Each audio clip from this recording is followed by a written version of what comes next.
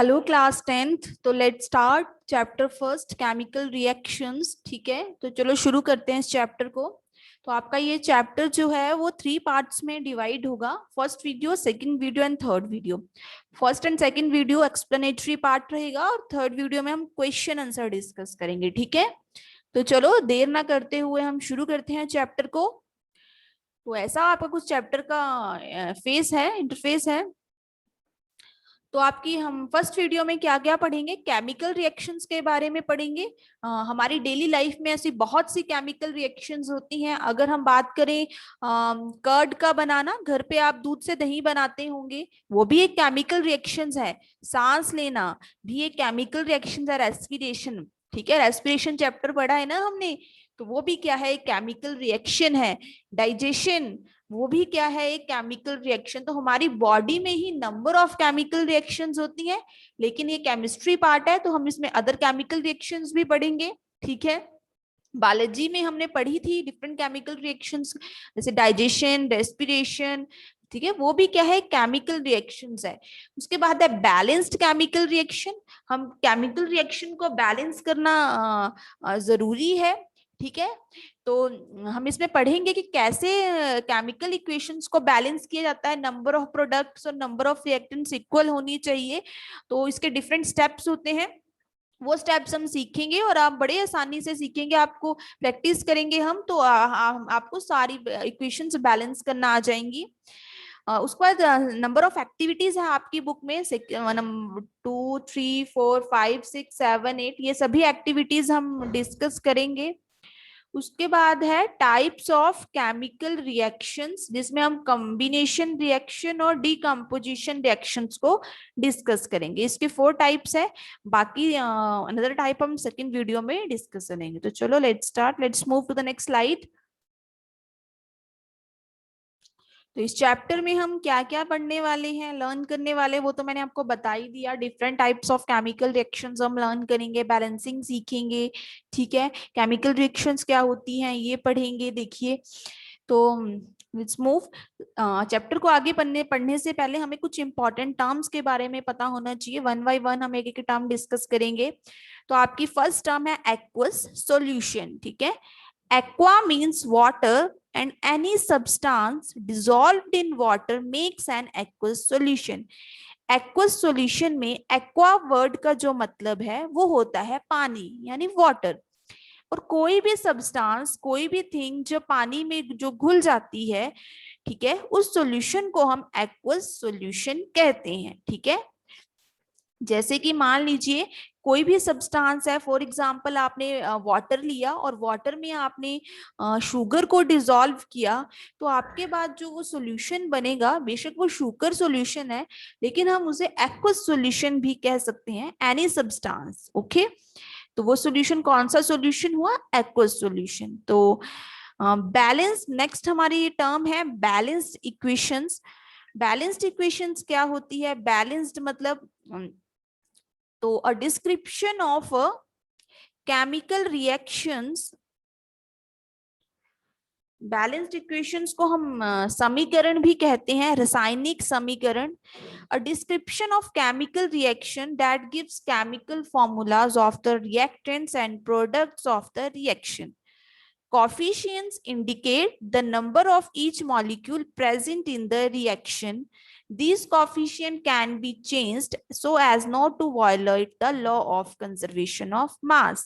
ठीक है, तो ये बैलेंस्ड, ये डेफिनेशन क्या कह रही है कि केमिकल रिएक्शन जो होती है वो केमिकल फॉर्मूलाज के बारे में बताती है। रिएक्टेंट साइड में और प्रोडक्ट साइड में मान लीजिए आपके पास ये रिएक्शन है, तो जो एरो के लेफ्ट हैंड साइड में जो सिंबल्स लिखे हैं वो आपकी रिएक्टेंट साइड होगी और राइट हैंड साइड में आपकी प्रोडक्ट साइड होगी। ठीक है, उसके बाद जो कॉफिशियंट्स लगाए जाते हैं आगे, 2AB हो सकता है, 3CD हो सकता है यहाँ पे।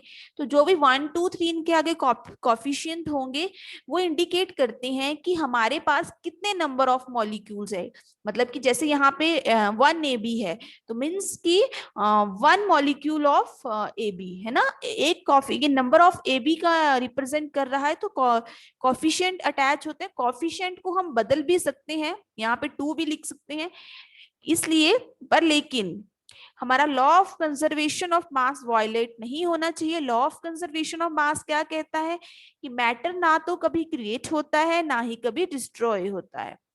मीन्स अगर यहाँ पर नंबर ऑफ मॉलिक्यूल्स ए के 1 है तो यहाँ भी कितने होने चाहिए, 1 ही होने चाहिए। देखो यहाँ पे ए कितना है, नंबर ऑफ मॉलिक्यूल्स ऑफ ए कितने हैं, 1। तो इस साइड भी नंबर ऑफ मॉलिक्यूल्स ए है, अगर यहाँ 2 होते तो प्रोडक्ट साइड में भी नंबर ऑफ मॉलिक्यूल्स ए के 2 ही होने चाहिए, ठीक है। उसके बाद है कंबशन रिएक्शन। कंबशन रिएक्शन ऐसी रिएक्शंस होती हैं जैसे कि बिटवीन फ्यूल एंड ऑक्सीजन, जिसमें कोई चीज का हीट मतलब बर्न होती है, जब it produces heat and light as well as carbon dioxide and water. अगर हम इसे एग्जांपल के तौर पे समझे तो कंबशन रिएक्शंस ऐसी रिएक्शंस होती हैं जिसमें जो जब किसी फ्यूल में, मान लीजिए आपने कोयला लिया, आपने कोयले को जलाया, ठीक है। किसी भी चीज को जलाने के लिए सबसे पहले तो किसकी जरूरत चाहिए आपको, ऑक्सीजन की। Without oxygen, in the absence of oxygen, आप किसी भी फ्यूल को बर्न नहीं कर सकते हो। अगर आपके पास ऑक्सीजन है, आप फ्यूल को बर्न कर रहे हो, तो उसमें से आपको हीट मिलेगी और लाइट मिलेगी, और उसमें से कुछ गैसेस भी प्रोड्यूस होंगी, कार्बन डाइऑक्साइड एंड वाटर, ठीक है। तो ऐसी रिएक्शंस जो होती हैं वो कंबशन रिएक्शंस कहलाती हैं। नेक्स्ट है डिकम्पोजिशन रिएक्शन। हमने डिकम्पोजिशन वर्ड बहुत बार बायोलॉजी में भी पढ़ा है, मींस द ब्रेकडाउन। जब कोई भी कंपाउंड ब्रेकडाउन होता है अपने सिंपलर कंपाउंड्स में, तो हमें डिकम्पोजिशन रिएक्शन कहते हैं। एग्जाम्पल के लिए जैसे कि मैं आपको बताती हूँ कि फॉर एग्जाम्पल वाटर है, वाटर का ब्रेकडाउन हो रहा है, जैसे कि यहाँ ए बी है, तो ए बी का ब्रेकडाउन हो रहा है ए सी और बी डी में। ये भी तो इस रिएक्शंस को हम, ऐसी रिएक्शंस को हम डिकम्पोजिशन रिएक्शंस कहते हैं।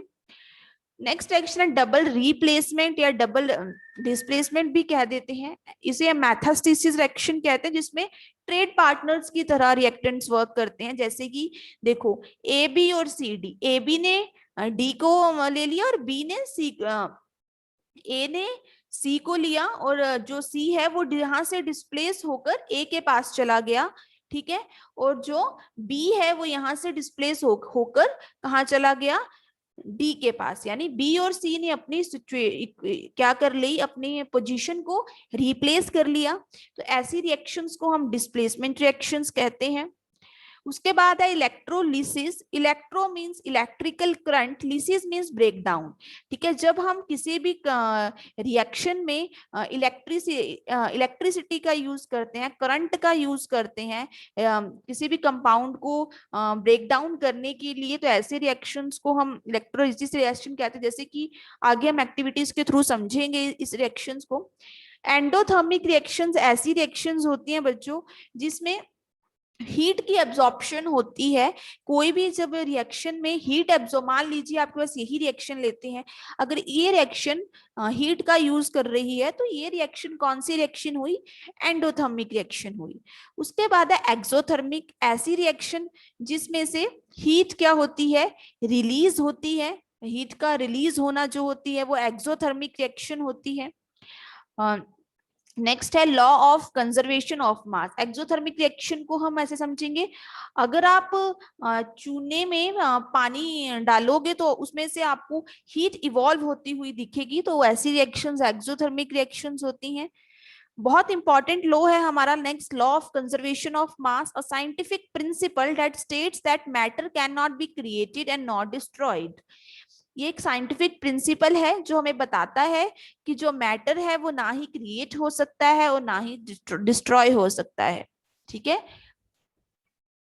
नेक्स्ट आपकी टर्म है प्रोडक्ट। जो भी मॉलिक्यूल केमिकल रिएक्शन में प्रोडक्ट होता है, उसे प्रोड्यूस होता है, उसे हम प्रोडक्ट कहते हैं। प्रोडक्ट्स जो होते हैं वो रिएक्टेंट द्वारा जनरेट किए जाते हैं। जैसे कि ए प्लस बी है, तो ए प्लस बी यहाँ रिएक्टेंट है, रिएक्टेंट ने मिलकर प्रोडक्ट को जनरेट किया जो है ए बी, ठीक है। रिएक्टेंट क्या होते हैं, जो केमिकल रिएक्शन से पहले प्रेजेंट होते हैं, जैसे ए और बी, ये लेफ्ट हैंड साइड में लिखे जाते हैं। The chemicals that are present before a chemical reaction take place, they react together to produce new chemical compounds. In a chemical equation, reactants are listed on the left hand side of arrow. ठीक है, जो reactants होते हैं उन्हें हम left hand side में लिखते हैं और reactants जो है वो प्रोडक्ट्स को प्रोड्यूस करते हैं. नेक्स्ट है आपके term skeletal equation. An equation ऐसी equation that identify the reactants and products but the equation is not necessarily balanced. Skeletal equation वो इक्वेशंस होती हैं जिसमें रिएक्टेंट्स और प्रोडक्ट्स हमें आइडेंटिफाई करने होते हैं. इसमें बैलेंसिंग का कोई नेसेसरी रोल नहीं है. मतलब कोई भी इक्वेशन आपने लिखी है उसे आप स्केलेटन इक्वेशन कह देते हैं. जब वो बैलेंस्ड होती है तब हम उसे बैलेंस्ड स्केलेटन इक्वेशन कहेंगे. नेक्स्ट आपके टर्म है synthesis reaction. The formation of complex product from A simpler reactants. ऐसी रिएक्शन को हम जहां पे बहुत ही सिंपल से रिएक्टेंट है और वो एक कॉम्प्लेक्स प्रोडक्ट की फॉर्मेशन कर रहे हैं तो उसे हम सिंथेसिस रिएक्शन कहते हैं. मान लीजिए A प्लस बी. ठीक है, ए जो एक ए कंपाउंड है सिंपल सा है, बी कंपाउंड है, वो दोनों मिलकर ए बी बना रहे हैं तो वो एक कॉम्प्लेक्स कंपाउंड हुआ. तो ऐसी रिएक्शन को हम सिंथेसिस रिएक्शन कहते हैं. Thermal decomposition reaction. Decomposition means break down. कैसे कैसे होगा break down? Thermal means heat. ऐसा decomposition reaction initiated by heat. ऐसी डिकम्पोजिशन रिएक्शन, ऐसा ब्रेक डाउन जो हीट से होगा. ठीक है. नेक्स्ट आपकी है वर्ड इक्वेशन. वर्ड इक्वेशन ऐसी इक्वेशंस होती हैं an equation in pure word form with no elemental symbols और नंबर्स. ऐसी इक्वेशंस जिसमें वर्ड फॉर्म में लिखे कोई एलिमेंटल सिंबल्स नहीं लगाएंगे. फॉर एग्जांपल आपने हाइड्रोजन लिखा है तो आप पूरी H नहीं लिखोगे, वहां पे पूरा हाइड्रोजन लिखोगे, HYDROGEN हाइड्रोजन. ऐसे आप पूरी रिएक्शंस लिखोगे. नेक्स्ट है फिजिकल चेंज. बच्चों फिजिकल चेंज और केमिकल चेंज. फिजिकल चेंज क्या होता है? फिजिकल रिएक्शंस क्या होती है? जब कोई भी सब्सटेंस अपनी एक ट्रांसफॉर्म नहीं होता है एक सब्सटेंस से दूसरे सब्सटेंस में, फ्रीजिंग और मेल्टिंग जैसे, तो that is so no new types of molecule are form. तो फिजिकल चेंज में कोई भी नया मॉलिक्यूल नहीं बनता है, लेकिन केमिकल चेंज में ऐसा नहीं होता है. केमिकल चेंज में नए मॉलिक्यूल की फॉर्मेशन होती है, वही हम इस चैप्टर में पढ़ेंगे. So let's move. हमारी टर्मिनोलॉजी यहाँ खत्म होती है. स्टार्ट करते हैं अपना चैप्टर नंबर. तो इंट्रोडक्शन, आपकी बुक में ये इंट्रोडक्शन पार्ट है. Consider the following situations of daily life and think what happens. आप अपनी डेली लाइफ में कुछ सिचुएशंस को कंसीडर कीजिए और सोचिए क्या होता है, क्या होगा जब milk is left at room temperature during summers. अगर आप आजकल समर सीजन चल रहा है, आप अगर मिल्क को रूम टेम्परेचर पे छोड़ देते हो किसी कमरे में तो उस मिल्क के साथ क्या होगा बताइए बच्चों. अगर आप आयरन का तवा है, पैन है, नेल है, नेल मीन्स आपकी जो नेल है is left expose to humid environment. अगर आप किसी कील को, नेल मीन्स यहाँ पे कील है, अगर आप उसे वायुमंडल में, ह्यूमिड इन्वायरमेंट मीन्स वायुमंडल में अगर आप उसे खुला छोड़ देते हो, आर्द्र, यहाँ पे ह्यूमिड वर्ड का मीन्स है हिंदी वाले बच्चों के लिए आर्द्र. एटमोस्फेयर मीन्स वातावरण. तो अगर आप किसी भी आयरन को खुले इन्वायरमेंट में, ह्यूमिड इन्वायरमेंट में छोड़ देते हो तो क्या होगा? Grapes get fermented. आपने ग्रेप्स को फर्मेंटेड होते हुए देखा होगा. Food is cooked, food get digested in our body, we respire. तो ये सभी अगर आप बच्चों मिल्क को रूम टेम्परेचर पे छोड़ते हो तो वो खराब हो जाता है समर्स के टाइम में. आपका जो आयरन तवा है उसे ह्यूमिड टेम्परेचर में छोड़ देते हो तो उस पे आपने फंगस लगती हुई देखी होगी. ठीक है. नेल जो है जंग लगना, आयरन का तवा होगा तो उसमें जंग लग जाएगा. ठीक है. पैन होगा, आयरन की चीजें होती हैं तो उनमें जो अगर वो पानी वाले इन्वायरमेंट में रहे, ह्यूमिडिटी जहाँ पे आर्द्रता बहुत हो, आर्द्रता मीन्स यहाँ पे ह्यूमिड वर्ड का मतलब है कि जहाँ पे मॉइस्चरेशन बहुत ज्यादा है, पानी ज्यादा है, आपके इन्वायरमेंट जो है वो मॉइस्चर है बहुत. तो ऐसी कंडीशन में जो आयरन के इक्विपमेंट्स होते हैं उनमें क्या लग जाता है? जंग लग जाता है. In the above situation, the nature and the identity of the initial substance have somewhat changed. Whenever a chemical change occurs, we can say that a chemical reaction has taken place. इन सभी equation में जो इनकी जो ये initial substance था उससे इनमें change आया है, जैसे कि आपके दूध का खराब होना, आयरन में जंग लगना, ग्रेप्स का फर्मेंट होना, फूड का यहाँ पे जो फर्मेंटेड वर्ड का मतलब है उसका मतलब होता है किण्वन। किण्वन मतलब जब आपके ग्रेप्स जो है वो फर्मेंट किए जाते हैं, बिल्कुल पल्पी हो जाते हैं वो, फूड का पकाना, खाने का पकाना, ठीक है। फूड गेट डाइजेस्टेड, हमारे बॉडी में खाने का पचना, सांस लेना। जब कभी भी केमिकल चेंज होता है तो हम कह देते हैं उसे कि केमिकल रिएक्शंस कैरिड आउट हो रही है, ठीक है। तो इन सभी परिस्थितियों में प्रारंभिक वस्तु की जो प्रकृति होती है तथा पहचान कुछ ना कुछ बदल जाती है, ठीक है हिंदी वाले बच्चों, जो इनकी प्रकृति होती है वो कुछ ना कुछ बदल ही जाती है। तो let's move to the next slide. Chemical reactions, chemical reactions क्या होती हैं? The transformation of chemical substance into the another chemical substance is known as chemical reaction. जब कोई सब्सटेंस, केमिकल सब्सटेंस दूसरे केमिकल सब्सटेंस में बदल जाता है तो ऐसी रिएक्शंस को हम केमिकल चेंज और ऐसी रिएक्शंस को हम केमिकल रिएक्शंस कहते हैं। जैसे कि रस्टिंग ऑफ आयरन, यहाँ पे रस्टिंग वर्ड का मतलब है जंग लगना, आयरन को जंग लगना, लोहे को जंग लगना। The settling of milk into curd, दही, दूध से दही का बनना। डाइजेशन ऑफ फूड, खाने का पचना। रेस्पिरेशन, सांस लेना। ये सभी जो रिएक्शंस है ये सभी क्या है? केमिकल रिएक्शंस है।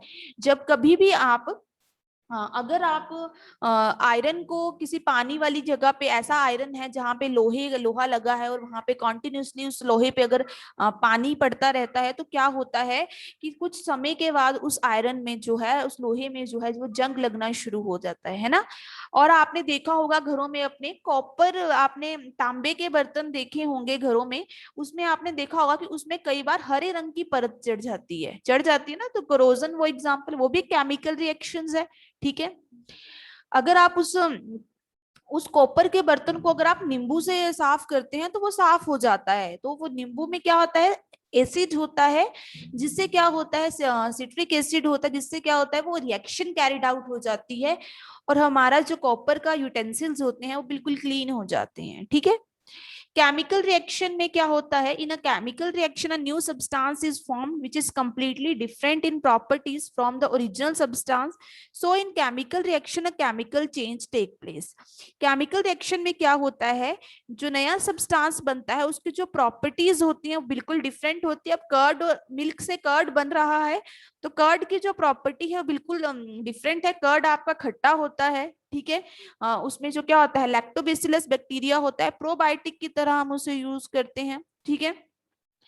जो ओरिजिनल सब्सटेंस से अब कर्ड और मिल्क की प्रॉपर्टीज बिल्कुल डिफरेंट है, तो जो केमिकल रिएक्शंस होते हैं उनमें कौन सा चेंज होता है? केमिकल चेंज होता है। Only rearrangement of atoms take place in a chemical reaction. Chemical reactions में क्या होता है? एटम्स का रीअरेंजमेंट होता है। एक मतलब कि जैसे कि A plus B equals to A B plus B C equals to C D plus A B. तो क्या होता है? मतलब रिएक्टेंट्स जो एटम्स है वो एक एटम से दूसरे के एटम के पास जा रहे हैं, रीअरेंज हो रहा है, रीअरेंजमेंट हो रहा है। The substances which take part in chemical reactions are called reactants। जो भी आपके केमिकल रिएक्टेंट्स में जो भी सब्सटेंसेस आपके रिएक्शन में पार्टिसिपेट करते हैं, ठीक है, उन्हें हम रिएक्टेंट्स कहते हैं, जिनकी वजह से केमिकल रिएक्शन कैरिड आउट होती है। और जो रिएक्टेंट से प्रोडक्ट बनता है, उसे हम प्रोड्यूस होता है, नए सब्सटेंस जो बनते हैं उन्हें हम प्रोडक्ट कहते हैं। तो ये याद रखना है आपने। जैसे कि रस्ट होगी, लोहे में जंग लगना क्या है? आपकी केमिकल रिएक्शन है। डाइजेशन आपकी केमिकल रिएक्शन है। फोटोसिंथेसिस, पौधों में खाना बनना, ठीक है। प्रकाश संश्लेषण की प्रक्रिया आपकी क्या है? केमिकल रिएक्शन है। फर्मेंटेशन भी आपकी केमिकल रिएक्शन है। ग्रेप से बियर बनाई जाती है तो ये फर्मेंटेशन होती है। शुगर केन से आपकी अल्कोहल तैयार किया जाता है, ये सब केमिकल रिएक्शंस है। कंबशन, आग का जलना, ऑक्सीजन की प्रेजेंस में आग जलती है, तो ये केमिकल रिएक्शंस है। डिफरेंट ऑफ केमिकल रिएक्शंस हम अपने एवरीडे में लाइफ में देखते हैं। Washing of hands, baking, fermentation, digestion, photosynthesis, rust, combustion and batteries, ये सभी में केमिकल रिएक्शन कैरिड आउट होती है। आप बताइए आप कौन कौन सी एवरीडे लाइफ में केमिकल रिएक्शंस देखते हैं। चलो आपकी बुक में हम सबसे पहले 1.3 एक्टिविटी डिस्कस करेंगे। 1.1 हमारे टॉपिक के साथ है तो वो हम आगे डिस्कस करेंगे बिकॉज कॉन्टिन्यूशन रहेगी टॉपिक्स में। तो आपकी 1.3 जो एक्टिविटी है, take a few zinc granules, आपने कुछ जिंक के ग्रैन्यूल्स लेने हैं। कौन बच्चों, आप जो केमिकल रिएक्शंस की एक्टिविटीज होती है आप कभी भी घर पे परफॉर्म केमिकल्स के साथ नहीं करनी है। आप हमेशा टीचर्स की या किसी ट्रेन टीचर्स की असिस्टेंट में ही हमेशा केमिकल रिएक्शन करोगे because some chemicals are harmful for us. So let's start. Take a zinc granule in a conical flask or a test tube. आप एक टेस्ट ट्यूब लेनी है या फिर फ्लास्क लेनी है। ऐसी जो ऐसी फ्लास्क को हम कॉनिकल फ्लास्क कहते हैं, उसमें हम कुछ जिंक ग्रैन्यूल्स लेंगे और उसमें हम क्या करेंगे, HCl या सल्फ्यूरिक एसिड डाल देंगे। ठीक है, हाइड्रोक्लोरिक या सल्फ्यूरिक अम्ल को हम उसको मिला देंगे। आपने ध्यान रखना है जब भी आप एसिड यूज कर रहे हो तो हमेशा केयर के साथ यूज करना चाहिए बिकॉज एसिड क्या होता है, हार्मफुल होता है। आपने बिल्कुल आराम आराम से एसिड को डालना है। ठीक है, प्रॉपर वे में आपने हर एक क्वेश्चन फॉलो करना है। डू यू ऑब्जर्व एनीथिंग है, जब आपने जिंक के अंदर एसिड को डाला तो आपने क्या कुछ ऑब्जर्व किया। टच द कॉनिकल फ्लास्क, आप कॉनिकल फ्लास्क को टच करके देखिए क्या उसके टेम्परेचर में कोई चेंज हुआ। तो क्या हुआ, अब हम वो ऑब्जर्व करते हैं। फॉर्मेशन ऑफ हाइड्रोजन गैस, जब भी इसमें क्या हुआ, हाइड्रोजन गैस की फॉर्मेशन हुई बाय जब HCl को आपने जिंक में डाला। तो ये हमने ये ऑब्जर्व किया। एयर बबल्स, जब जैसे ही आपने HCl को या फिर H2SO4 को जिंक ग्रैन्यूल्स के अंदर डाला तो यहाँ पे बबल्स की फॉर्मेशन होना शुरू हो गई और क्या हुआ, फ्लास्क जो है हमारी बहुत ज्यादा गर्म हो गई। ठीक है, तो आपकी रिएक्शंस कुछ इस तरह से कैरिड आउट होगी। जिंक जो है वो सॉलिड फॉर्म में है, ग्रैन्यूल्स छोटे छोटे सॉलिड से ग्रैन्यूल्स होंगे हमारे। 2HCl दानेदार, ग्रैन्यूल्स को दानेदार कहते हैं। जिंक क्लोराइड, हाइड्रोजन और हीट, जब आपने जिंक में HCl को मिलाया तो आपका जो जिंक क्लोराइड बना, बच्चों ये वाली साइड रिएक्टेंट साइड होती है और ये प्रोडक्ट साइड होती है। हमारा जिंक क्लोराइड प्रोडक्ट बना एक्वस फॉर्म में। ठीक है, H2 हाइड्रोजन इससे रिलीज हुई और हीट, जैसे कि मैं हीट कैसे रिलीज हुई, क्योंकि आपकी कॉनिकल फ्लास्क गर्म हो गई तो हीट इससे रिलीज हुई। तो ये आपकी केमिकल रिएक्शन की एक एक्टिविटी है। देखिए कैसे केमिकल रिएक्शन कैरिड आउट होती है, दो रिएक्टेंट्स मिलके कैसे एक प्रोडक्ट की फॉर्मेशन करते हैं। ठीक है, तो टेम्परेचर में हमें यहाँ पे चेंज देखने को मिला, गैस की इवोल्यूशन हुई। तो ये सब केमिकल रिएक्शंस होती है। चलो अब हम आपकी 1.1 एक्टिविटी डिस्कस करते हैं। द एक्टिविटी नीड्स, तो आपने हमेशा ही कोई भी एक्टिविटी कर रहे हो केमिस्ट्री की तो आपने टीचर के असिस्टेंट में ही करनी है। इट वुड बी बेटर, आप अच्छा होगा अगर आप आई ग्लासेस पहने ताकि आपकी आईज पे कोई इफेक्ट ना पड़े। अब हम मैग्नीशियम रोड के ऊपर एक्सपेरिमेंट कर रहे हैं। आपने क्लीन मैग्नीशियम रिबन लेना है, रॉड लेनी है 3 to 4 सेंटीमीटर की। ठीक है, रबिंग उसको सबसे पहले आपने सैंड पेपर से रब करना है अच्छे से। ठीक है, जब आप उसे सैंड पेपर यहाँ पे रेगमार कहते हैं उसे, उससे रब करना है और उसे टोंग से आपने क्या करना है, पकड़ लेना है। ठीक है, टोंग मींस चिमटी से आपने उसको पकड़ लेना है। Burn it using a spirit lamp, अपने स्पिरिट लैम्प को ऑन करना है और उसे बर्न करना है। और आपको देखेंगे जब आप रिबन को बर्न करोगे मैग्नीशियम की रॉड को तो आपको नीचे एक ऐश यानी पाउडर सा मिलेगा, इकट्ठा होगा। ठीक है, जब भी आप मैग्नीशियम रिबन को बर्न करोगे तो हमेशा अपनी आईज को दूर रखना है, पास से नहीं देखना है। ठीक है, अच्छा होगा अगर आप आई ग्लासेस वियर कर लें। तो आपने क्या ऑब्जर्व किया, आपने ऑब्जर्व किया बच्चों कि जब आप मैग्नीशियम रिबन को बर्न करते हैं तो आपको नीचे जो आपको, जब आपने मैग्नीशियम को ऑक्सीजन, ऑब्वियस है इन्वायरमेंट में ऑक्सीजन है तभी तो कोई भी चीज बर्न कब होती है, जब उस ऑक्सीजन की प्रेजेंस में। विदाउट ऑक्सीजन आप किसी भी चीज को बर्न नहीं कर सकते हो। जब आपने मैग्नीशियम को बर्न किया तो आपको एक पाउडर मिला, उस पाउडर में कौन सा कंपाउंड मिला, मैग्नीशियम ऑक्साइड। ठीक है। You must observe that magnesium ribbon burn with a dazzling white flame. आपने हमेशा ये आपने ऑब्जर्व किया कि जब आपने मैग्नीशियम को व्हाइट फ्लेम में बर्न किया तो वो व्हाइट पाउडर में चेंज हो गई, फिर पाउडर बन गया उसका। जो पाउडर था वो इज मैग्नीशियम ऑक्साइड, वो था magnesium oxide. It is form due to the reaction between the magnesium and oxygen present in the air. ये कैसे बना? क्योंकि मैग्नीशियम जो है वो ऑक्सीजन के साथ रिएक्ट कर गया एयर में और वो MgO यानी मैग्नीशियम ऑक्साइड में कन्वर्ट हो गया। तो मैग्नीशियम बच्चों जो होती हैं वो बहुत ही ज्यादा रिएक्टिव मेटल है, मींस हाईली रिएक्टिव मेटल है, बहुत जल्दी रिएक्ट करती है। इट रिएक्ट स्पॉन्टेनियसली, जैसे ही मतलब कि ये ऑक्सीजन में एकदम से रिएक्ट कर जाती है, प्रेजेंट इन द एटमोस्फियर, और क्या मैग्नीशियम ऑक्साइड की प्रोड्यूस करती है with the liberation of energy. ये हाईली रिएक्टिव मेटल में अगर आप मैग्नीशियम की रोड को खुला इन्वायरमेंट में छोड़ देंगे तो उसके ऊपर एकदम से इतनी जल्दी वो रिएक्ट होती है कि एकदम से उसके ऊपर मैग्नीशियम ऑक्साइड की लेयर फॉर्म हो जाती है। ठीक है, तो ऐसे कुछ आपकी रिएक्शन है। मैग्नीशियम ऑक्साइड को हम इस तरह से लिखते हैं।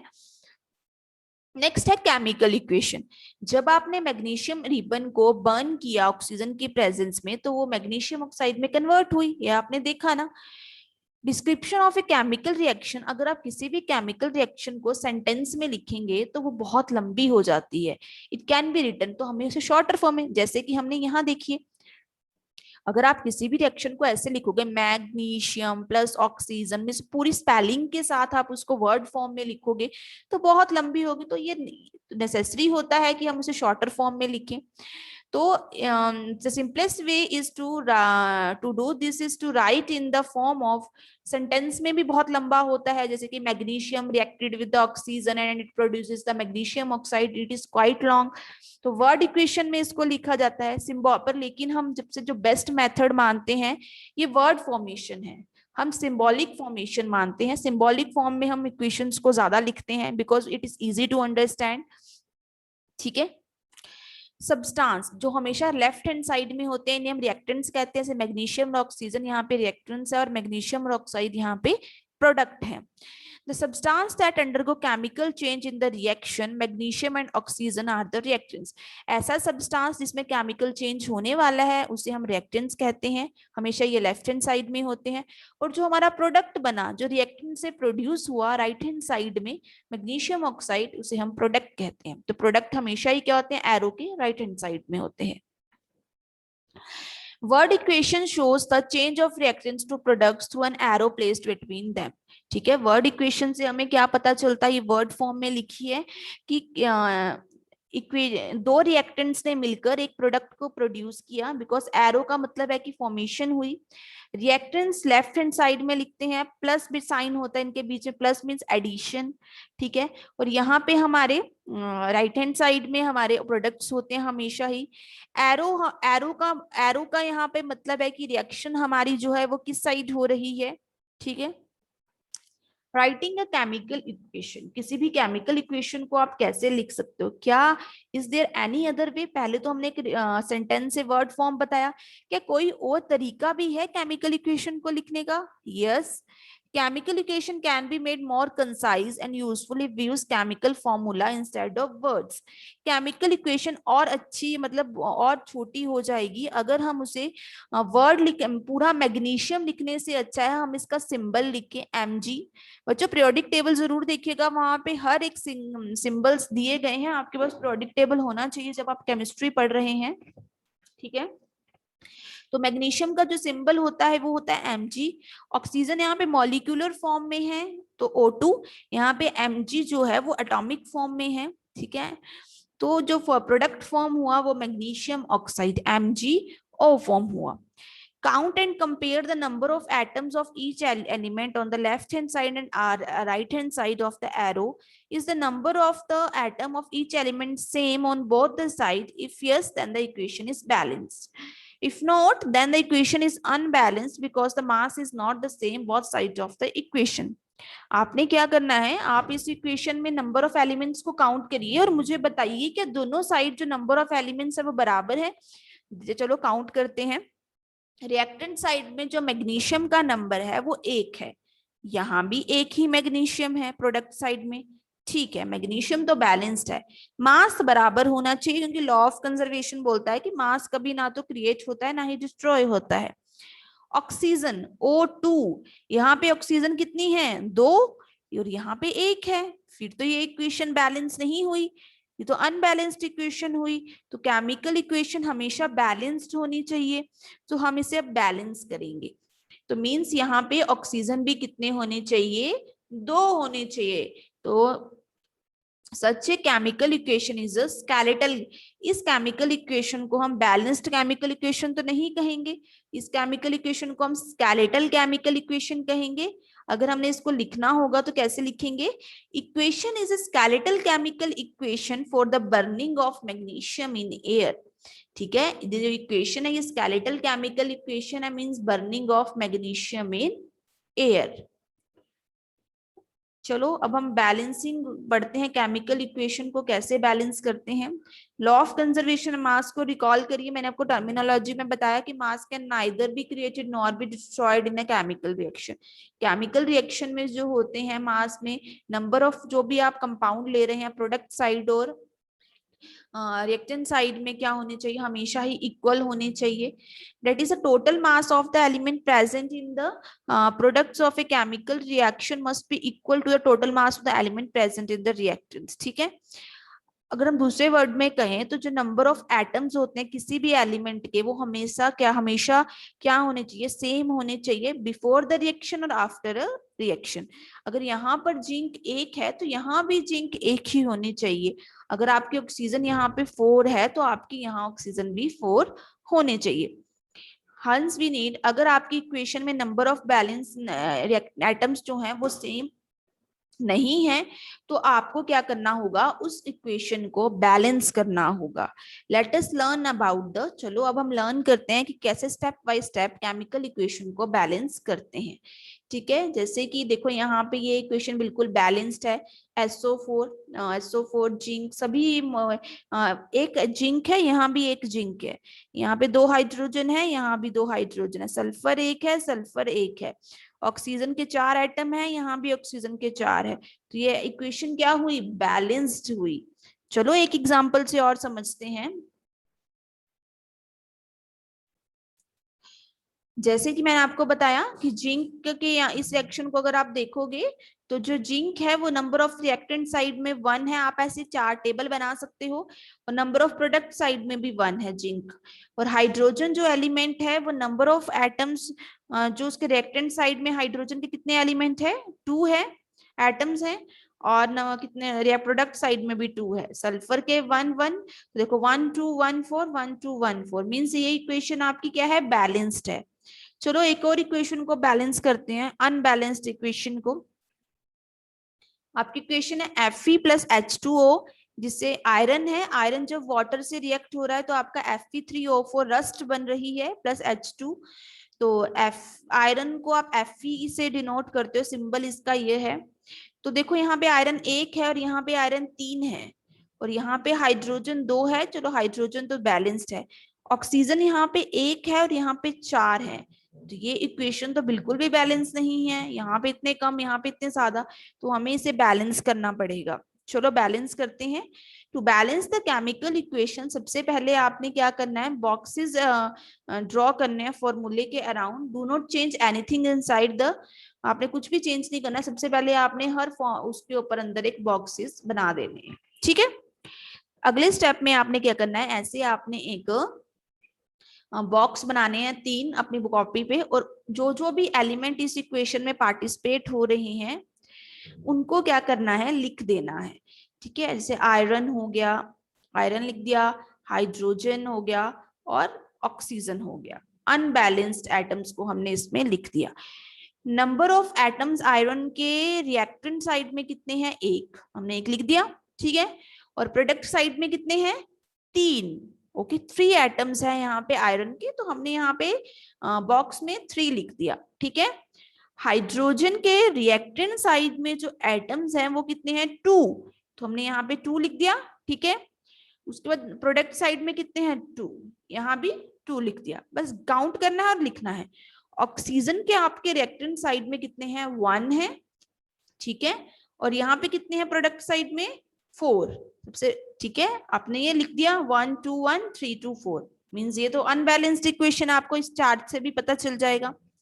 स्टेप 3 में आपने क्या करना है, चलो स्टेप 3 करते हैं। It is often convenient to start balancing with the compound that contains, हमेशा ऐसे कंपाउंड को आप सबसे पहले स्टार्ट बैलेंसिंग करिए, शुरू करो, that contain the maximum number of atom, जिसके पास सबसे ज्यादा एटम्स है, ठीक है। इट मे बी रिएक्टेंट और ए प्रोडक्ट, वो प्रोडक्ट भी हो सकता है, रिएक्टेंट भी हो सकता है। In that compound select the element which has the, ऐसे एलिमेंट को आपने सेलेक्ट करना है जिसके पास नंबर ऑफ एटम्स क्या है, ज्यादा है। Using this criteria we select Fe2O, Fe3O4 and the element oxygen in it, ठीक है। There are 4 oxygen atom on the RHS and only 1 oxygen on LHS, ठीक है। आप यहाँ पे इस रिएक्शन में देख रहे हो, यहाँ पे सबसे ज्यादा जो एलिमेंट है किसी भी रिएक्शन के वो है O4, ठीक है। O4 एटम ज्यादा है तो हम इसको सेलेक्ट करेंगे सबसे पहले। तो चलो शुरू करते हैं, ठीक है। Fe3O4 and the element oxygen in it, हमने ऐसा एलिमेंट लिया ऑक्सीजन O4, सबसे पहले ऑक्सीजन को लेते हैं, सबसे ज्यादा ऑक्सीजन ही प्रेजेंट है O4। तो रिएक्टेंट साइड में जो ऑक्सीजन है हमारी वो है H2O के पास, H2O के पास, और प्रोडक्ट साइड में जो हमारी ऑक्सीजन है वो है Fe3O4 के पास। तो ऑक्सीजन को हम सबसे पहले बैलेंस करेंगे। इनिशियली 1 इन H2O 4 इन Fe, सबसे पहले जो हमने अभी हमने बैलेंस नहीं करी है, 1 ऑक्सीजन वाटर के पास है, 4 ऑक्सीजन Fe3O4 के पास है। अब हमने क्या करना है, अब जो ज्यादा है उसे तो हम कम नहीं कर सकते हैं, नहीं, हम कम को ज्यादा कर सकते हैं बच्चों। यहाँ पे हमने क्या करना है, यहाँ पे 1 × 4 कर देना है, ठीक है। To equalize the number of matter, it must be remembered that we cannot alter the formula of compound. आप जब भी ये बैलेंसिंग करते हो तो आपने कभी भी कंपाउंड के फॉर्मूले को चेंज नहीं करना है। ऐसा नहीं आपने Fe3O6 लिख दिया, Fe3O1 लिख दिया, यहाँ O1 है तो हम यहाँ भी Fe3O1 लिख देते, नहीं, ये गलत हो जाएगा। Fe3O4 फॉर्मूला है किसी कंपाउंड का, इसे ऐसे ही लिखा जाता है, ठीक है। आपने किसी भी जब to balance the oxygen atom, हम अगर हमने किसी कंपाउंड को एटम को बैलेंस करना है तो हम उसके आगे कोफिशिएंट लगा सकते हैं, जैसे कि 4H2O, ठीक है, हम ऐसे लिख सकते हैं, ये 4 जो है ये आगे कोफिशिएंट है, इसके आगे आप 4 लिखो, 10 लिखो, 5 लिखो, नो मैटर्स, लेकिन आप ऐसे नहीं लिख सकते H2O4 या H2O4, ऐसे आपने कभी भी नहीं लिखना है, ठीक है। आप इसके आगे लगाइए कोफिशिएंट, नो प्रॉब्लम, पर आपने फॉर्मूला चेंज नहीं करना है। वाटर को H2O ही लिखते हैं आप, H2O4 नहीं लिख देना बैलेंसिंग के चक्कर में, वो गलत हो जाएगा। Now the partly balanced equation, आपने क्या किया, यहाँ H2O के आगे 4 लगा दिया, अब यहाँ पे आपने 4H2O लिख दिया। अब ये जो 4 है वो दोनों के साथ मल्टीप्लाई हो रहा है, हाइड्रोजन के साथ भी और ऑक्सीजन के साथ भी, ठीक है। तो आपके ऑक्सीजन बैलेंस हो गए, यहाँ पे ऑक्सीजन 4 है और यहाँ भी अब 4 हो गए, लेकिन हाइड्रोजन यहाँ पे अब 8 हो गए हैं आपके, ठीक है। तो चलो अब नेक्स्ट स्टेप पे चलते हैं। अभी भी जो आयरन और जो कौन कौन से आपका ऑक्सीजन बैलेंस हो गया, अब 3 बच गए, 2 बच गए आपके, हाइड्रोजन और आयरन अभी भी बैलेंस नहीं है। अब हाइड्रोजन आपके यहाँ पे 8 हो गए, 4 हाइड्रोजन के मॉलिक्यूल हो गए, अगर हम एटम की बात करें तो 8 हो गए, 4 हाइड्रोजन के मॉलिक्यूल हो गए। इस रिएक्शन में आपके एक ही हाइड्रोजन का मॉलिक्यूल है, और यहाँ पे आयरन 1 है और यहाँ 3 है। तो चलो अब हम शुरू करते हैं, हाइड्रोजन को बैलेंस करते हैं।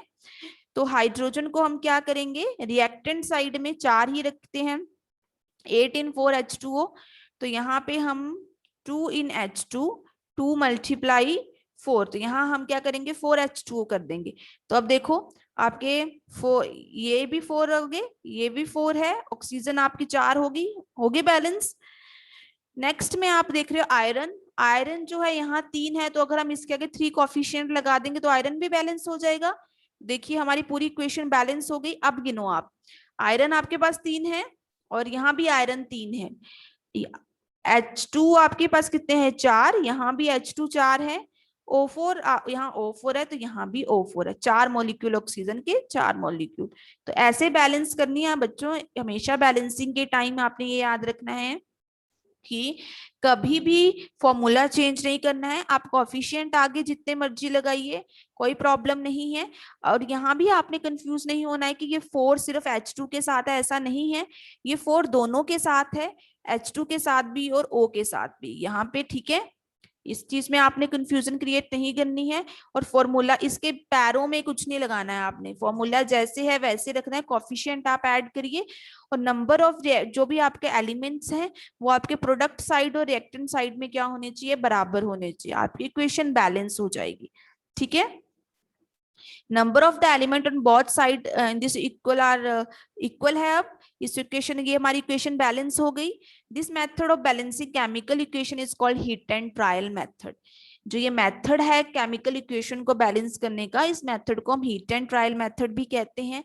As we make trials to, क्योंकि इसमें हम ट्रायल्स करते हैं स्मॉलेस्ट होल नंबर कोफिशिएंट्स को लेकर इक्वेशन को बैलेंस करते हैं, ठीक है। हमारा जो लास्ट स्टेप होता है उसमें हम writing the simple physical states हम लिखते हैं। Carefully examine the above balanced equation, does this equation tell us anything about the physical state of each reactant, no information has been given in this equation about their physical state. अब आपने जब equation लिख ली तो आपने उसके साथ उसकी physical states भी लिखनी है। फिजिकल स्टेट्स कौन कौन सी थी, 3, सॉलिड, लिक्विड और गैस, ठीक है। और एक एक्वस भी होती है। एक्वस मैं बताती हूँ आपको।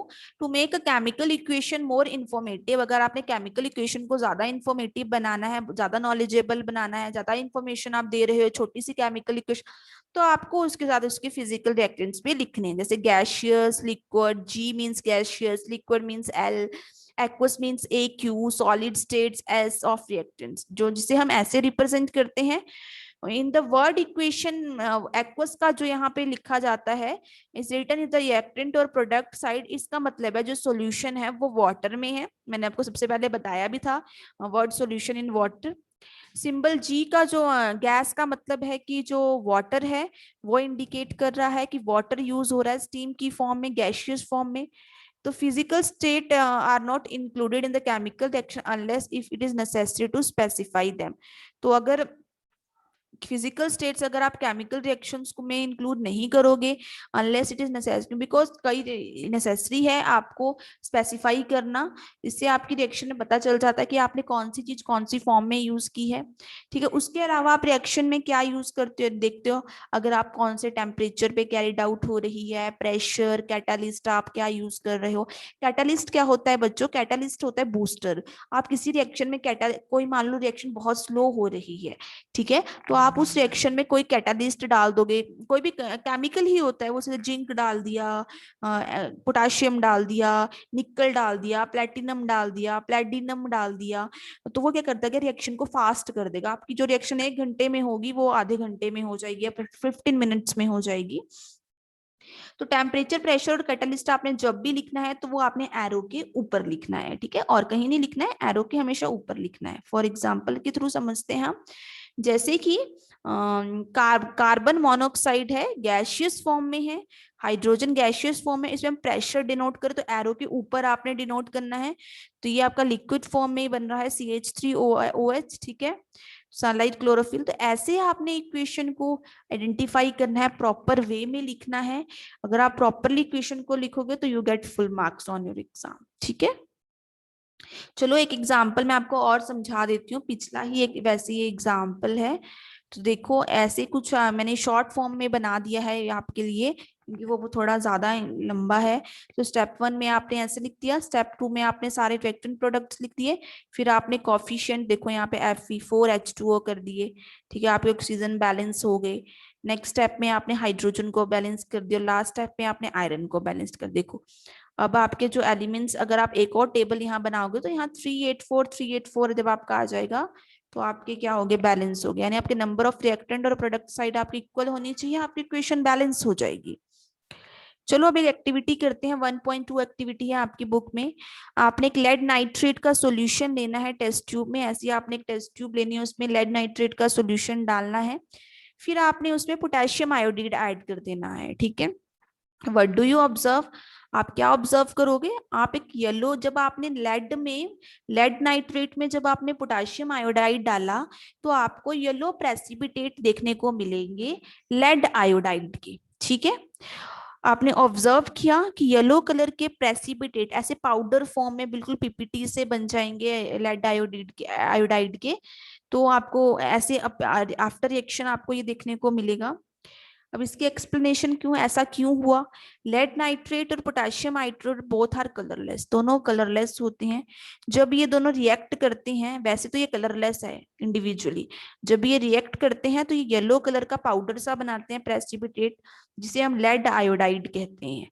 लेड आयोडाइड क्या होता है, नीचे बैठ जाता है, जिसे हम आसानी से पोर करके, पोरिंग टेक्निक से हम उसे सेपरेट आउट कर सकते हैं फिल्ट्रेशन से।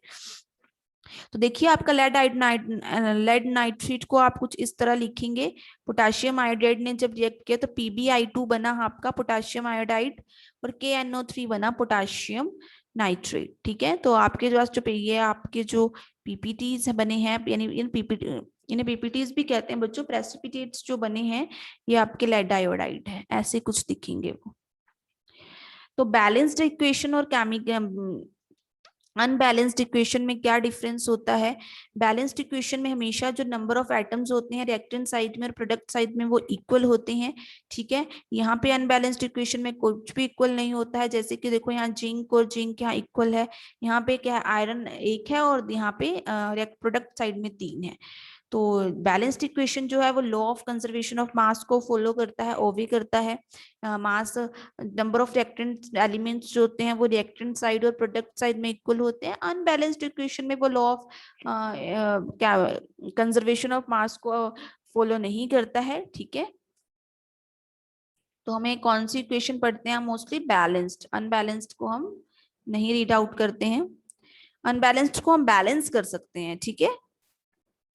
तो हम बच्चों different types of chemical reaction सब पढ़ेंगे। Combination reaction, decomposition reaction, single replacement reaction यानी displacement reaction, double replacement reaction and combustion reaction, ठीक है। तो चलो let's start. Types of chemical reaction, that during the chemical atom of one element do not change into those another element. जब chemical reactions होती हैं तो atom of one element do not change into those of another, nor do atoms disappear from the mixture or appear from elsewhere. Actually, chemical reaction is involved the breaking and making of bonds between atoms to produce new substances. ये बच्चों क्या कह रहा है chemical reaction के बारे में, कि जो केमिकल रिएक्शंस होती हैं उसमें बॉन्ड्स का टूटना और बनना बनते हैं, एटम्स में कोई चेंज नहीं होता है, ठीक है। किसी भी एलिमेंट के एटम एटॉमिक लेवल पे कोई चेंज नहीं होगा, सिर्फ कोई प्रोडक्ट बनता है, ब्रेकिंग यानी टूटना, मेकिंग यानी बनना, बॉन्ड्स का बनना between atoms to produce new substance. देखो यहाँ पे CH4 है और 2O2 है, सभी एटम्स टूटे, बॉन्ड्स इनके टूटे, इन्होंने अलग अलग बॉन्ड्स बनाए और एक नए कंपाउंड की फॉर्मेशन करी। तो आपका जो पहला टाइप है, जैसे कि मैंने बताया, कॉम्बिनेशन रिएक्शन, जो सिंथेसिस रिएक्शन भी कहते हैं, उसे पढ़ते हैं। ऐसी रिएक्शन जिसमें सिंगल प्रोडक्ट फॉर्म होता है फ्रॉम 2 और more reactants is known as combination reaction. जब आपके 2 रिएक्टेंट्स मिलकर एक प्रोडक्ट की फॉर्मेशन करते हैं तो ऐसी रिएक्शंस को हम कॉम्बिनेशन रिएक्शन कहते हैं। जैसे क्विक लाइम और वाटर, यहाँ पे 2 रिएक्टेंट यूज हो रहे हैं लेकिन आपका प्रोडक्ट एक ही बन रहा है, स्लेक्ट लाइम CaOH2, ठीक है, एक्वस फॉर्म में। तो ऐसे रिएक्शंस जो होती हैं हमारी वो कॉम्बिनेशन रिएक्शन और सिंथेसिस रिएक्शन होती है, कुछ नया फॉर्म सिंथेसाइज हो रहा है। हम ये एक्टिविटी अभी डिस्कस करेंगे बच्चों। आपने क्विक लाइम और स्लेक्ट लाइम के फॉर्मूलाज याद रखने हैं। आपके बोर्ड एग्जाम में क्वेश्चन पूछा जाता है what is quick lime, what is slaked lime. तो CaO is the quick lime and CaOH2 is the slaked lime. तो आपकी जो फर्स्ट एक्टिविटी है वो क्या कहती है, आपने एक बीकर लेना है, उसमें कैल्शियम ऑक्साइड डालना है जिसे क्विक लाइम भी कहते हैं, स्लोली स्लोली उसमें पानी डालना है। तो आपने क्या, उसके टेम्परेचर में कोई चेंज फील किया? तो ये यस, बीकर, जब आप क्विक लाइम में पानी डालते हैं, beaker feel hot after adding the water.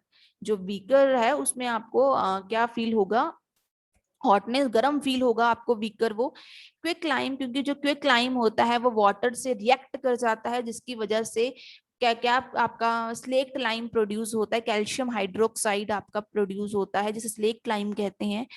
क्योंकि फिर इससे हीट इवॉल्व होती है, ठीक है। तो इस प्रोसेस को, ऐसी रिएक्शंस जिससे हीट इवॉल्व हो रही है, निकल रही है। एक्सो मीन्स आउट यानी निकलना, थर्मिक मीन्स हीट, हीट का प्रोड्यूस होना, रिलीज हीट, ठीक है। तो ये एक्सोथर्मिक रिएक्शन है।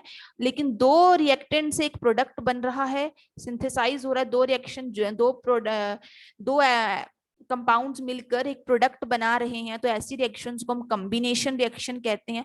दो कंपाउंड यहाँ कंबाइन होकर एक नया प्रोडक्ट बना रहे, कंबाइन हो गए ना, जुड़ गए ना ये, तो इसे हम कॉम्बिनेशन रिएक्शन कहते हैं। इस रिएक्शन की एप्लीकेशन क्या है बच्चों, जब स्लेक्ट लाइन, आप व्हाइट वॉशिंग में इसकी एप्लीकेशन है। स्लेक्ट लाइन जब आपके एनवायरनमेंट में कार्बन डाइऑक्साइड प्रेजेंट है, उससे जब रिएक्ट होता है तो क्या होता है, कैल्शियम कार्बोनेट फॉर्म करता है, जो एक शाइनी कंपाउंड है,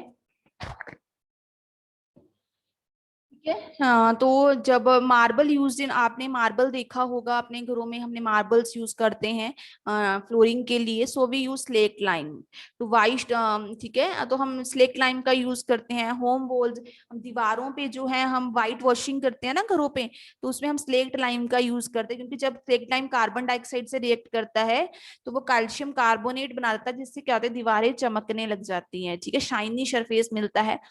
तो कैल्शियम हाइड्रोक्साइड जब CO2 से रिएक्ट कर होता है तो CaCO3 कंपाउंड बनता है, जिसे हम स्लेक्ट लाइम कहते हैं, और हाइड्रो वाटर उससे क्या होता है, प्रोड्यूस होता है।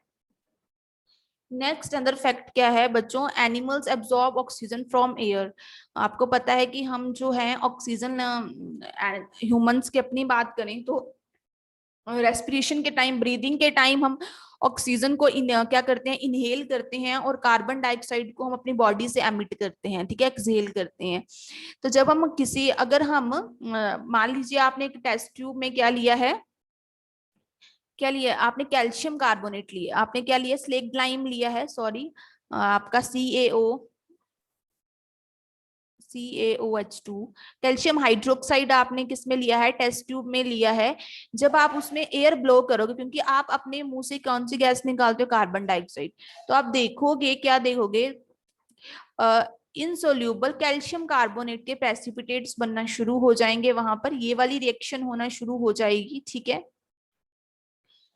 तो इससे हमें पता चलता है कि हमारी जो ब्रेथ है, हमारी जो सांस है, जब हम एमिट करते हैं तो उसमें कार्बन डाइऑक्साइड की प्रेजेंस कंफर्म हो जाती है कि उसमें कार्बन डाइऑक्साइड है। इसको रिएक्शन को आप कुछ इस तरह पिचकारी का यूज करके भी कर सकते हैं। लाइम वाटर लिया है, देखो, सोल्यूशन ऑफ, जैसे कि मैंने आपको बताया कि कैल्शियम कार्बोनेट का जो है हम व्हाइट वॉशिंग के लिए यूज करते हैं, क्योंकि कैल्शियम कार्बोनेट जो है वो कार्बन डाइऑक्साइड से रिएक्ट हो जाता है और कैल्शियम कार्बोनेट बनाता है, हाइड्रोक्साइड रिएक्ट हो जाता है और कैल्शियम कार्बोनेट बनाता है। तो 2-3 दिनों के बाद जो हमारी वॉल है वो शाइनी सरफेस तक बिल्कुल शाइन चमकने लग जाती है। Let us discuss more example of combination reaction, और एग्जांपल भी कॉम्बिनेशन रिएक्शन के डिस्कस करते हैं, जैसे कि कार्बन और ऑक्सीजन जब कंबाइन होती है तो CO2 प्रोड्यूस होती है। बर्निंग ऑफ कोल, जब हम कोयल को बर्न करते हैं, कोयल किससे बना होता है, कार्बन से, किसकी प्रेजेंस में बर्न होगा, ऑक्सीजन की। मैंने आपको बताया था कि बर्निंग टेक्निक्स जो होती हैं वो ऑक्सीजन की प्रेजेंस में ही होती हैं, तो वो कार्बन डाइऑक्साइड प्रोड्यूस करेंगे। Formation of water from H2 and oxygen, hydrogen का और ऑक्सीजन जब रिएक्ट करके वाटर की फॉर्मेशन करती हैं, ठीक है। इन द सिंपल लैंग्वेज में हम कह सकते हैं कि व्हेन 2 और more substances combine to form a single product, the reaction are called combination reaction. Simple language में हम ये बोल सकते हैं कि जब दो कंपाउंड्स आपस में मिलते हैं, तो जब एक सिंगल प्रोडक्ट बनाते हैं दो रिएक्टेंट मिलकर, तो ऐसी रिएक्शंस को हम क्या कहते हैं, कॉम्बिनेशन रिएक्शंस कहते हैं। वेट बच्चों,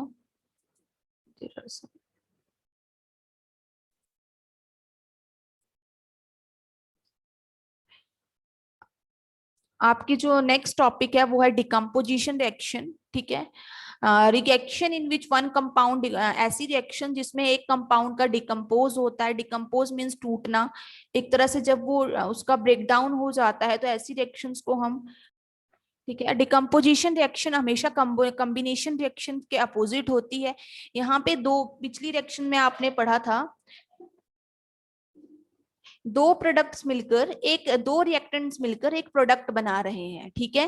पर यहाँ पे एक प्रोडक्ट टूट कर दो एक रिएक्टेंट टूट कर दो प्रोडक्ट बना रहा है, ये बिल्कुल अपोजिट है कॉम्बिनेशन रिएक्शन में।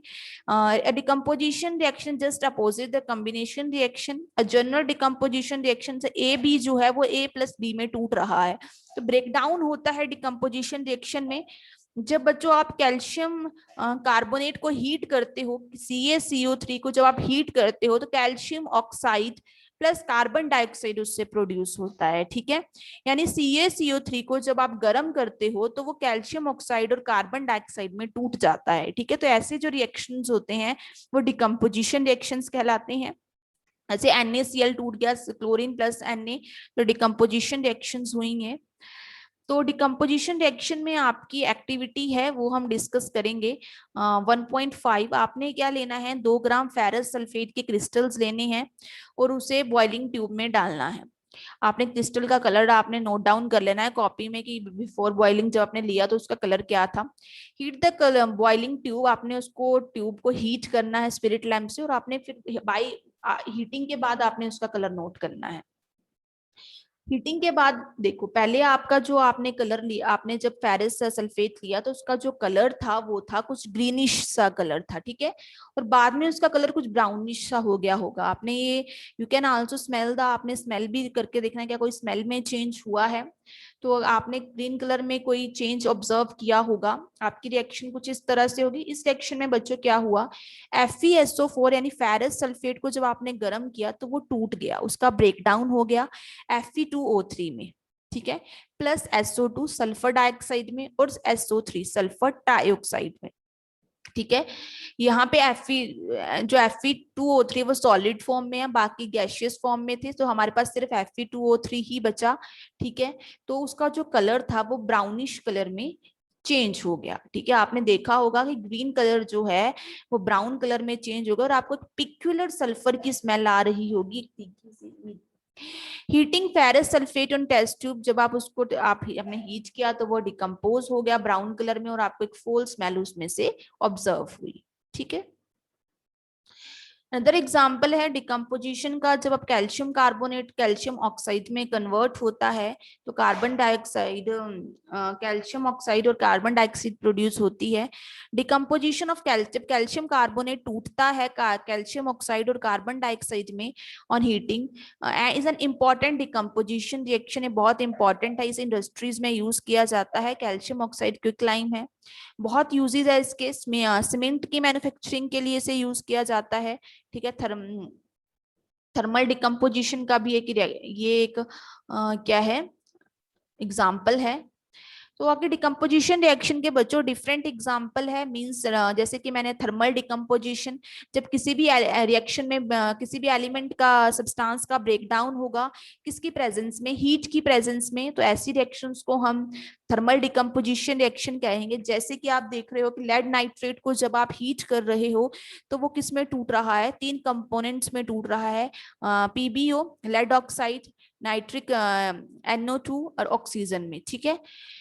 नेक्स्ट इलेक्ट्रोलाइटिक डिकम्पोजिशन, ऐसे डिकम्पोजिशन रिएक्शंस जब आप in which compound decompose into simpler compound by cause of passing of electricity are known as electrolytic decomposition। ऐसी रिएक्शंस जिसमें आप इलेक्ट्रिसिटी पास कर रहे हैं जब आपकी रिएक्शन कैरिड आउट हो रही है। एग्जांपल के लिए, आई एम सॉरी यहाँ पे एरो थोड़ा ऊपर डिस्प्लेस हो गया है। अब जब हाइड्रोजन में आप इलेक्ट्रिसिटी पास आउट करते हो तो वो हाइड्रोजन और ऑक्सीजन में, वाटर में जब आप इलेक्ट्रिसिटी पास आउट करते हो तो वो हाइड्रोजन और ऑक्सीजन में टूट जाता है। तो ऐसे रिएक्शंस जिसमें आप इलेक्ट्रिसिटी यूज कर रहे हो इलेक्ट्रोलाइटिक डिकम्पोजिशन कहेंगे। नेक्स्ट है आपका फोटोलिसिस और फोटो डिकम्पोजिशन रिएक्शन, ऐसी रिएक्शन जिसमें कंपाउंड जो है वो डिकम्पोज हो जाता है बाय यूजिंग द सनलाइट की प्रेजेंस में वो डिकम्पोज हो जाएगा।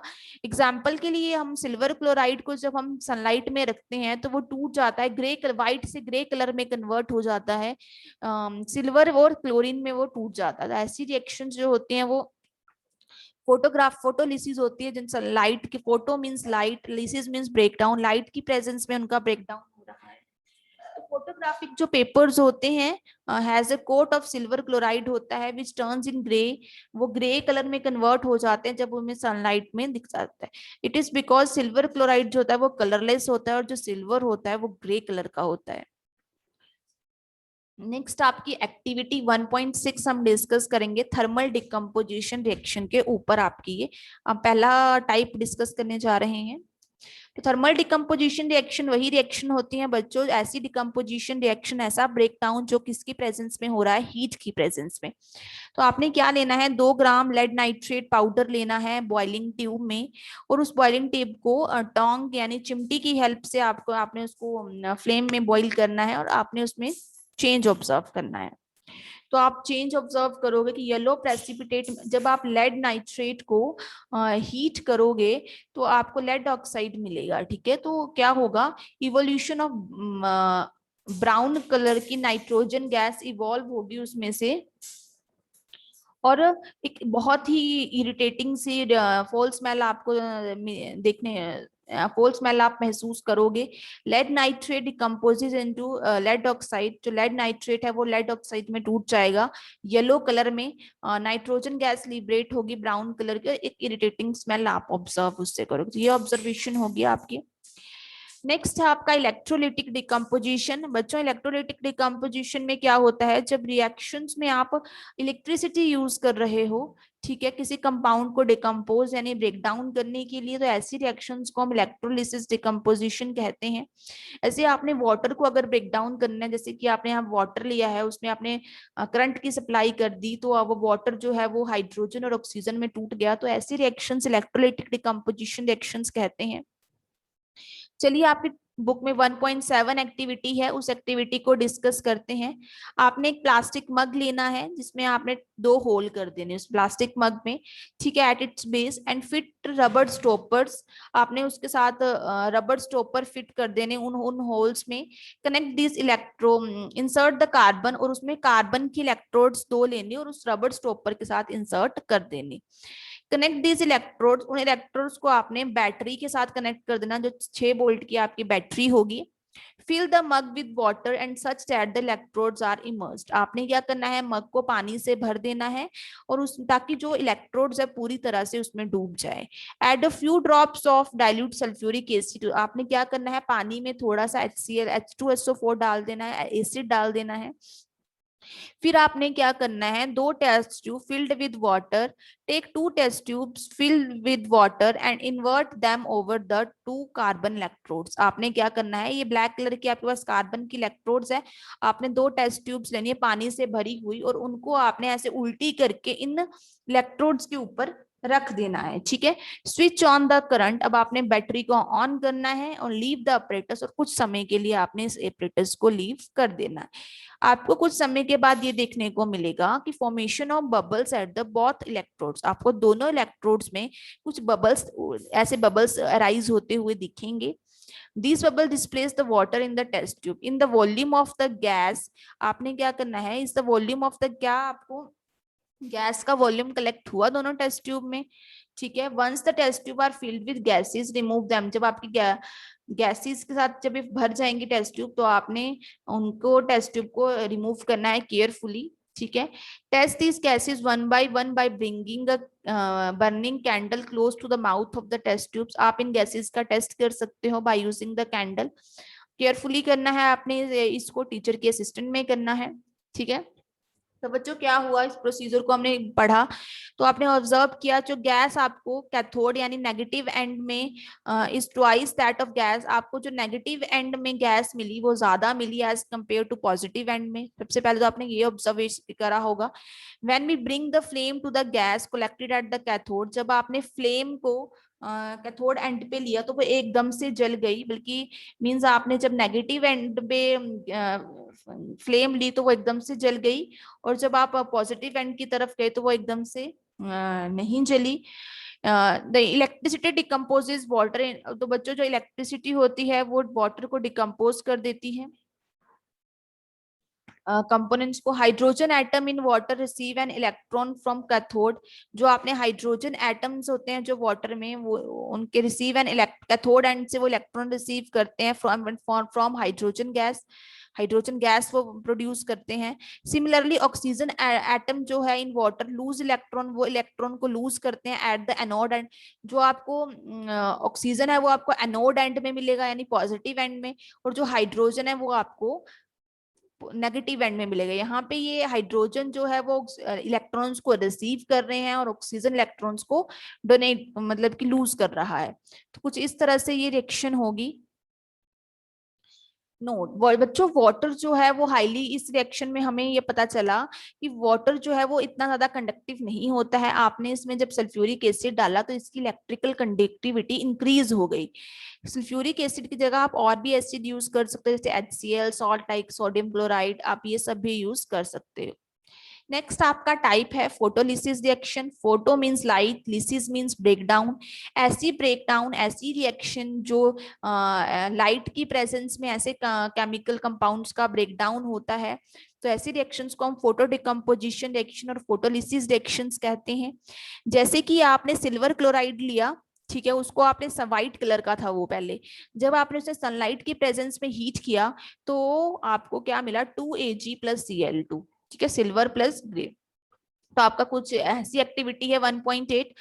आपने 2 ग्राम सिल्वर क्लोराइड लेना है चाइना डिश में, आपने इसका कलर पहले ऑब्जर्व करके लिख लेना है, फिर आपने इसको सनलाइट के प्रेजेंस में रख देना है और आपने उसके बाद उसका कलर ऑब्जर्व करना है। जब आपने सिल्वर क्लोराइड का जो कलर है वो कुछ इस तरह का होता है, व्हाइट कलर का। सिल्वर क्लोराइड जब आपने उसको धूप में रखा तो जो उसका कलर था वो ग्रे कलर में कन्वर्ट हो जाएगा व्हाइट से, ठीक है, ग्रे कलर में कन्वर्ट हो जाएगा उसका। तो फोटोलिसिस डिकम्पोजिशन की जो एप्लीकेशंस है वो ये होती है कि फोटोग्राफिक फिल्म जो होती है सिल्वर क्लोराइड में के लिए इसका यूज होता है, या इसका कलर चेंज होता है जब लाइट में एक एक्सपोजर में आती है। फोटोग्राफिक इंडस्ट्रीज में इसका यूज करते हैं हम बहुत ज्यादा। Films have a thin layer of silver chloride coated on them. जो फिल्म्स होती हैं उनमें thin layer of silver chloride होती है की कोटिंग होती है। जब भी हम कैमरा क्लिक करते हैं तो जो लाइट होती है वो लेंस से पास होती है, फिल्म तक जाती है और जो इमेज है वो उसमें इम्प्रिंट हो जाती है, ठीक है। Processing this film resulting in the coloured photos, हमें कलर्ड फोटोज मिल जाती हैं। We keep albums and posters, आपने देखा ही होगा कलर्ड पोस्टर्स। तो फोटोलिसिस की वजह से ऐसी रिएक्शंस पॉसिबल हैं। What form of the energy in these decomposition reactions are causing? आपने 3 डिकम्पोजिशन रिएक्शंस पढ़ी, इलेक्ट्रोलिसिस, फोटोलिसिस पढ़ी, ठीक है, कंबशन। तो इन रिएक्शन थर्मल डिकम्पोजिशन पढ़ा, तो इसमें डिफरेंट एनर्जीज आपने यूज देखी, हीट की फॉर्म में, लाइट की फॉर्म में, इलेक्ट्रिसिटी की फॉर्म में हम ब्रेक डाउन करते हैं रिएक्टेंट्स का, ठीक है। तो डिफरेंट टाइप्स ऑफ एनर्जीज का यूज करके reaction in which energy is absorb, ऐसी रिएक्शन जिसमें एनर्जी का एब्जॉर्प्शन होता है यानी एनर्जी का यूज होता है, तो ऐसी रिएक्शंस को हम एंडोथर्मिक रिएक्शन कहते हैं। देखो यहाँ पे ये एनर्जी यूज कर रही है, तो ऐसी रिएक्शंस जो है वो आपकी एंडोथर्मिक रिएक्शंस होती हैं। देखिए, कोई भी रिएक्शन में जब हीट रिलीज होती है सराउंडिंग में तो वो एक्सोथर्मिक होती है, जब वो हीट ऑब्जर्व कर रही है तो वो एंडोथर्मिक होती है, ठीक है। तो बच्चों एक्सोथर्मिक रिएक्शंस को दिस मेक्स द, ये रिएक्शन जो मिक्सचर होगा आपका उसको वार्म रखेंगी, गर्म होगा, आपको गर्म गर्म फील होगा। रिएक्शन जो होगी वो हीट रिलीज होगी उसमें जब तक प्रोडक्ट्स बनेंगे, ठीक है। तो ऐसी रिएक्शंस को हम एक्सोथर्मिक रिएक्शंस कहते हैं। Example burning of natural gas, जैसे नेचुरल गैस यहाँ पे मीथेन को कहते हैं बच्चों, methane is a natural gas. CH4 को जब आप 2O2 की प्रेजेंस में यानी ऑक्सीजन की प्रेजेंस में आप बर्न करोगे तो कार्बन डाइऑक्साइड वाटर रिलीज होगा और इसमें से हीट रिलीज होगी। डू यू नो, आपको पता है कि रेस्पिरेशन भी एक एक्सोथर्मिक रिएक्शन है। यस, हमें पता है कि हम सभी को एनर्जी, जीने के लिए एनर्जी चाहिए। वी गेट एनर्जी, हम अपने खाने से एनर्जी लेते हैं। हमारा जो खाना है वो सिंपल सब्सटेंसेस में ब्रेक डाउन होते हैं, ठीक है। जब ग्लूकोज ऑक्सीजन के साथ मिलता है तो उसमें से 3 चीजें रिलीज होती है, carbon dioxide, water and energy. जब हमारी किसी रिएक्शन में एनर्जी रिलीज होती है तो ऐसी रिएक्शंस को हम एक्सोथर्मिक रिएक्शन कहते हैं। एनर्जी यूज नहीं हो रही है, यहाँ पे रिलीज हो रही है, तो ये रिएक्शन हमारी क्या हुई, रेस्पिरेशन हमारी एक्सोथर्मिक रिएक्शन हुई।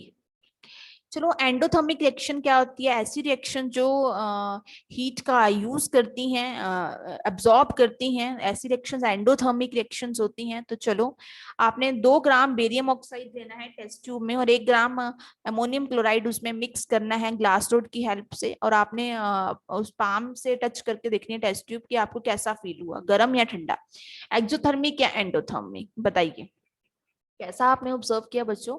तो आप क्या ऑब्जर्व करोगे, ऐसी कुछ आपकी रिएक्शन रहेगी। तो जब आप उसे मिक्स करेंगे तो आपको जो है कोल्ड फील होगा, क्योंकि वो हीट को एब्जॉर्ब करती है। तो ये रिएक्शन जो है वो कंप्लीटली एंडोथर्मिक रिएक्शन है, ठीक है। what will you understand from these activities? आपने इस एक्टिविटी से क्या समझा? You from the above activities you can say that the following observation help us to determine, जब हम ऑब्जर्व करते हैं एक्टिविटी से तो हमें केमिकल रिएक्शन बहुत इजीली समझ आ जाती है, ठीक है। जब आप केमिकल रिएक्शन अपने स्कूल्स में या अपने लैब्स में कैरिड आउट करोगे तो आपको ये बिल्कुल भी डिफिकल्ट नहीं लगेगी, ठीक है। हम इनमें चेंज इन स्टेट देखा, हमने कलर का चेंज देखा, गैस इवॉल्व हुई कई रिएक्शन में, टेम्परेचर चेंज हुआ, एक्सोथर्मिक रिएक्शन, एंडोथर्मिक रिएक्शन, हमने बहुत सारे चेंजेस अपने अराउंड भी ऑब्जर्व करते हैं। We can see that there is a large variety of chemical reaction हमारे अराउंड टेक प्लेस होती है। फॉर एग्जाम्पल, मैंने आपको बताया था कि कर्ड, मिल्क से कर्ड का बनाना, ठीक है। बर्निंग, आप अपने घर में गैस जगाते हो, चूल्हे का जगाना, ये भी केमिकल रिएक्शंस है। किसी भी चीज को बर्न करना केमिकल रिएक्शन है, कोयले का बर्न करना केमिकल रिएक्शन है। हमारी बॉडी में कितनी number of chemical reactions carried out होती हैं, ठीक है। तो हमारे कुछ क्वेश्चंस डिस्कस करते हैं हम। मैग्नीशियम रिबन को क्यों बर्न करने से पहले क्लीन किया जाता है? बच्चों, मैंने आपको बताया था कि जो मैग्नीशियम रिबन होता है वो बहुत ज्यादा रिएक्टिव होता है। मैग्नीशियम जो रिबन है इतना ज्यादा रिएक्टिव है कि वो एयर के साथ एकदम से रिएक्ट कर जाता है and forms a layer of magnesium oxide. वो अपने जैसे, अगर मान लीजिए आपने मैग्नीशियम रिबन की रोड ली और उसको आपने बाहर रख दिया, अभी आपने कुछ चीज को जलाया भी नहीं है, तो वो एकदम से बाहर रखा रखा ही ऑक्सीजन के साथ वो रिएक्ट कर जाएगा और अपने ऊपर एक लेयर बना लेगा मैग्नीशियम ऑक्साइड की। जब आप मैग्नीशियम ऑक्साइड को आप बर्न नहीं कर सकते हो, आप तो मैग्नीशियम को बर्न कर सकते हो, ठीक है। तो आप क्या करोगे, आपको उसको सैंड पेपर से साफ करना पड़ेगा, रगड़ना पड़ेगा, वो उसकी लेयर हटानी पड़ेगी, फिर उसके बाद आप उसको बर्न करोगे।